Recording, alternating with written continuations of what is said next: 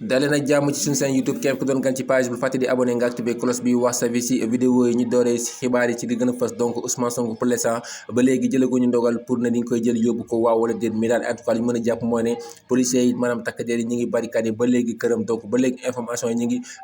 daal di jàll fi nga xamante ni moo di ca cité kër góor gi parce que am na population bu mag a mag a mag a mag bu nekk ci ginnaaw policiers yi fi nga xamante ni moo di ca cité kër góor gi ñu dañoo lànk ne carrément Ousmane Sonko du génn këram du bouger benn mètre filek ñi ngi fii nii filek ñi ngi surveiller Ousmane Sonko kenn du ko jël di ko yóbbu donc nag loolu nag moo nekkaat problème bu rëy bi nga xamante ni moo posé wu Sénégal pour l'instant tamit image Sénégal génn na fépp fi nga xamante ni moo di ci àdduna wëngal képp parce que boo xoolee image yi donc journal yi ñu koy wane donc si Chine Japon ak yeneen dëkk yi nga xamante ni ñoo wër Sénégal donc nag dinañ carrément Sénégal instant yi image bi ñu wane nii mosuñu koo gis donc guerre bi nii fu mu jëm mooy guerre civile te donc buñ ko arrêté wul dina xaw a doy waar trop trop ci suñu réew donc nag ñu ne carrément dialogue bi nga xamante ni Macky Sall defoon na ko ak ay